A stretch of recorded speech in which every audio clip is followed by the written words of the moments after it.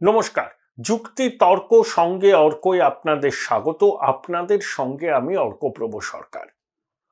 অনেকে ধারণা করেছিলেন, তাদের ধারণাই সত্যি হলো যে নির্বাচনের দিন ঘোষণার 48 ঘন্টা পরেই রাজ্য পুলিশের মহানির্দেশকের পদ থেকে রাজীব কুমারকে অপসারণ করল নির্বাচন কমিশন। রাজ্য সরকার তাকে তথ্য প্রযুক্তি দপ্তরের অফিসার অন স্পেশাল ডিউটি পদে নিয়োগ করেছে। তার আগে তিনি তথ্য প্রযুক্তি দপ্তরের প্রিন্সিপাল সেক্রেটারি ছিলেন, সেখান থেকে তিনি ডিজি হয়েছিলেন।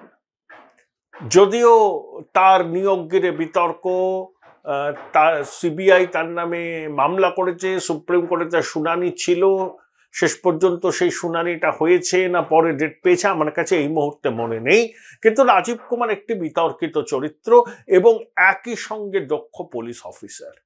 বুদ্ধবাবুর সময় তিনি বুদ্ধবাবুর অত্যন্ত বিশ্বাসযোগ্য একজন অফিসার ছিলেন, স্পেশাল টাস্ক ফোর্সের কর্তা ছিলেন। মাওবাদী দমনে প্রযুক্তির ব্যবহার কিভাবে ফোর্সে বাড়ানো যায় সেই সব ক্ষেত্রে রাজীব কুমারের ভূমিকা অবশ্যই উল্লেখের দাবি রাখে। পট পরিবর্তনের পর তিনি মমতা বন্দ্যোপাধ্যায়ের ঘনিষ্ঠ হন। সারদার ঘটনা ঘটে, তখন তিনি বিধাননগরের পুলিশ কমিশনার, গ্রেপ্তার করেন সুদীপ্ত সেনকে, দেবযানীকে কাশ্মীরের গুলমার্গ থেকে। তারপরে সারদা ডায়েরি পেনড্রাইভ লোপাটের অভিযোগ ছিল, তার বিরুদ্ধে উঠেছিল, বিরোধীরা করেছিল। সিবিআই তার বাড়িতে অভিযান চালাতে যায়, সরকারি বাসভবনে শেক্সপিয়ার থানার পুলিশ সিবিআই আধিকারিকদের বাধা দেয়, রাজীব কুমারকে খুঁজে পাওয়া যায়নি।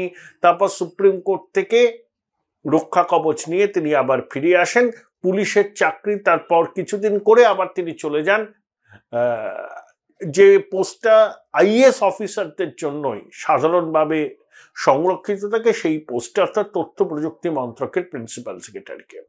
2023 সালের ডিসেম্বর মাসে মুখ্যমন্ত্রী তাকে আবার রাজ্য পুলিশের ডিজি হিসাবে নিয়ে আসেন।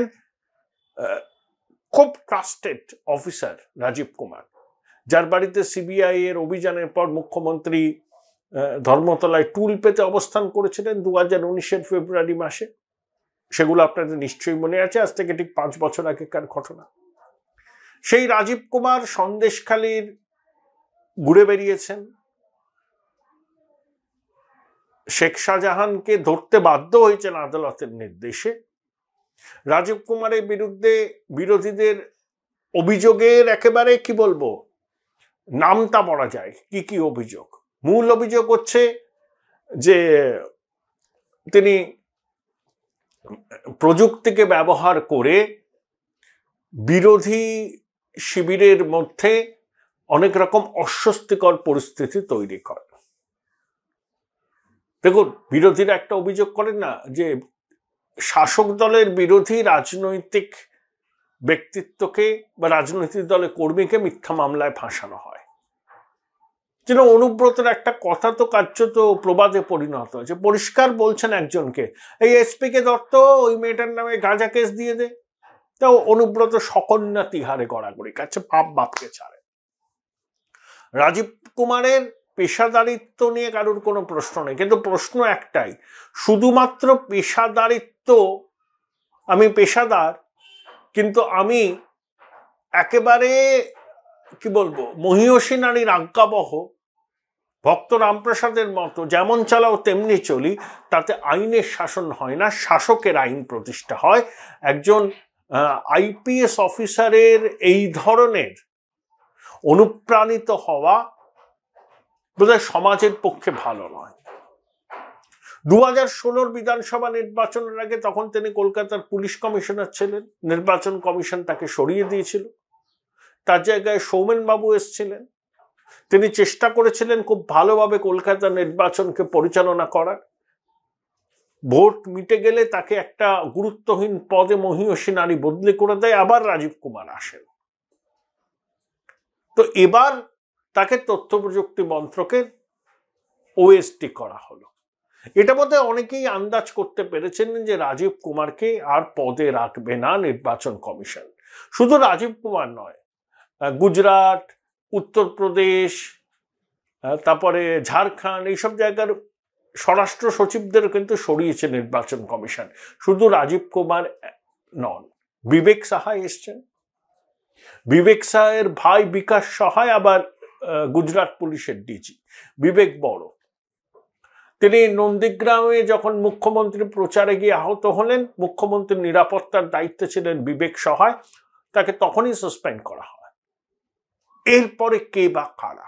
শোনা যাচ্ছে কলকাতার পুলিশ কমিশনার বিনীত গোয়েলকেও কমিশন তার পদ থেকে সরিয়ে দেবে, কারণ বিরোধীদের অনেক অভিযোগ আছে বিনীত গোয়েলের বিরুদ্ধে। তিনি নাকি পক্ষপাতমূলক আচরণ করেন, বিরোধীদের বক্তব্য শোনেন না, বিরোধী দল মিটিং মিছিল সমাবেশ করতে চাইলে তিনি অনুমতি দেন না, তার আচরণ নাকি ভীষণ রকম পক্ষপাতপূর্ণ। সেই জন্য বিরোধীরা বারবার করে অভিযোগ করেছেন কমিশনের কাছে, অন্যান্য জায়গায়। অনেকে বলছেন রাজীব কুমারের পর বিনীত গোয়েলকেও নাকি কলকাতা পুলিশ কমিশনারের দায়িত্ব থেকে আপাতত সরিয়ে দেয়া হবে। এবং কমিশনের কোপে পড়তে চলেছেন বেশ কিছু জেলা শাসক, পুলিশ সুপার, এসডিও, বিডিও এবং কি থানার ওসি পর্যন্ত।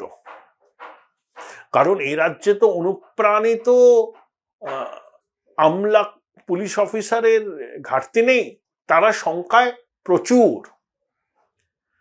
তারা ভোটের সময় নিরপেক্ষতার ধার তো ধারেনি না, কিভাবে শাসক দলের ক্যাডারদের মতো আচরণ করা যায় সেই নিয়ে তাদের মধ্যে একটা অলিখিত প্রতিযোগিতা চলে। এটা কিন্তু বিরোধীরা বারবার করে অভিযোগ করেছে। দেখুন, রাজ্যের নির্বাচন কমিশন হিসাবে এমন একজন গৃহপালিত অনুপ্রাণিত ভদ্রলোককে বসানো হয়েছিল যিনি পঞ্চায়েতের ভোটকে কার্যত প্রহসনে পরিণত করেছেন। আদালতের নির্দেশে কেন্দ্রীয় বাহিনী এসেছিল, কিন্তু কেন্দ্রীয় বাহিনীকে কাজেই লাগানো হলো না। তা এই অনুপ্রাণিত গৃহপালিত নির্বাচন কমিশনের মতো এই রকম ব্যক্তি রাজ্য প্রশাসনের সর্বস্তরে অনেক আছেন এবং তাদের সম্পর্কে কমিশন মোটের উপর ওয়াকিবহাল, বিরোধীরা অভিযোগ করেছেন। তাই রাজীব কুমারকে দিয়ে যে পদক্ষেপ কমিশন নিল, অনেকে বলছেন যত দিন যাবে কমিশন এইরকম অনুপ্রাণিত আধিকারিকদের তাদের দায়িত্ব থেকে সরিয়ে দেবেন। Join Indian Institute of Hotel Management now. Right choice, right decision. তারা উচ্চপদস্থ আধিকারিক হতে পারেন, বিডিও, এসডিও, এমনকি থানার ওসি পর্যন্ত হতে পারেন। অনেকে ওসি থেকে এসি হয়েছেন, তাদেরকেও হয়তো কমিশন নির্বাচনের দায়িত্ব থেকে অব্যাহতি দেবে। 920 কোম্পানি কেন্দ্রীয় বাহিনী, 7 দফায় ভোট, ভারী বুটের আওয়াজে মানুষকে আশ্বস্ত করার চেষ্টা যাতে মানুষ নির্ভয়ে তাদের গণতান্ত্রিক অধিকার প্রয়োগ করতে পারেন, উৎসবের মেজাজে যাতে ভোট হয়। এ তো আমাদের আশাবাদের কথা, কিন্তু বাস্তব পরিস্থিতি কি পশ্চিমবঙ্গে? একটা সাধারণ সমবায় নির্বাচনে মারপিট হয়, কলেজের ছাত্র সংসদ নির্বাচনে মারপিট হয়, পঞ্চায়েতের দিন ঘোষণা থেকে ফলাফল বোর্ড গঠন করা পর্যন্ত প্রায় 60 জন সহনাগরিকের মৃত্যু হলো, তার মধ্যে শাসক দলের সক্রিয় কর্মীরাও আছেন। তাহলে কমিশন আর কি কখনো ঝুঁকি নিতে পারে? শাসক দলের প্রবক্তারা 1 দফায় নির্বাচনের কথা বলছেন, তাদের এই বক্তব্য শুনলে ঘোড়ায়ও হাসবে। পশ্চিমবঙ্গে কখনোই 1 দফা নির্বাচন সম্ভব নয়। খুব সঠিক সিদ্ধান্ত নিয়েছে কমিশন, 7 দফায় নির্বাচন এবং প্রয়োজনে আরো আধা সামরিক বাহিনী বাড়ানো প্রয়োজন।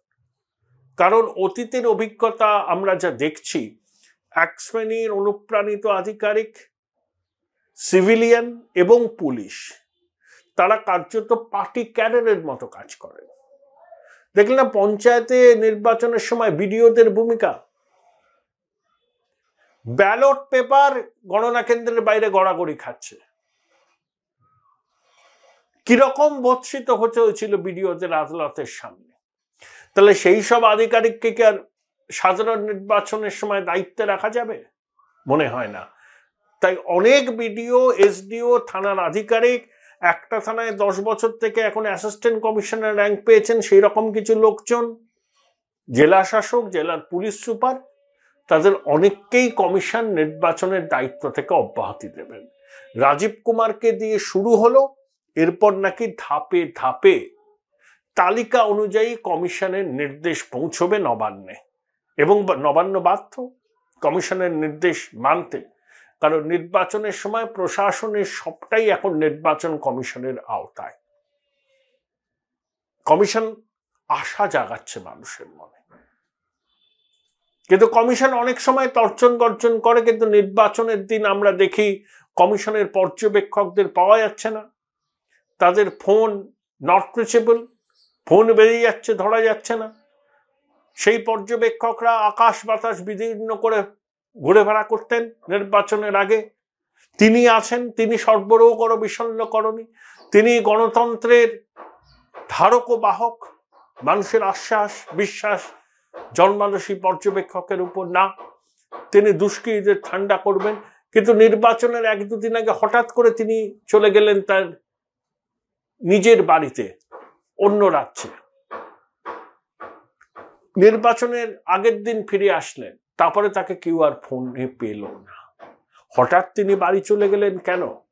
তর্জন গর্জন করে আবার ফিরে এসে বাঘ থেকে বেড়াল হয়ে গেলেন কেন?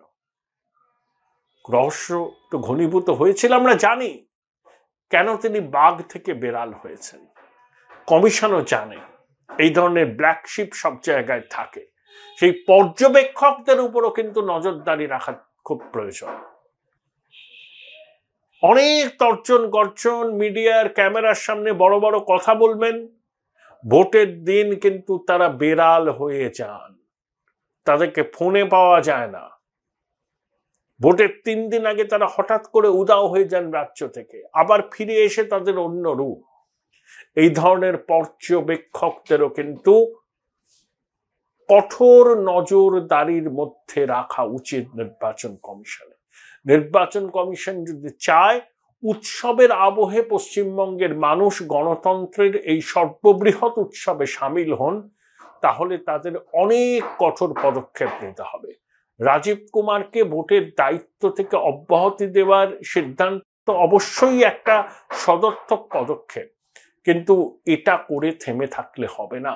কারণ দলদাস আধিকারিকরা প্রশাসনের শীর্ষ স্তর থেকে একদম গ্রাসরুট লেভেল পর্যন্ত ছড়িয়ে আছেন। তাদেরকে চিহ্নিত করে নির্বাচনের দায়িত্ব থেকে অব্যাহতি দিলে তবেই বাংলায় অবাধ, সুষ্ঠু, শান্তিপূর্ণ ভোটের সম্ভাবনা উজ্জ্বল হবে।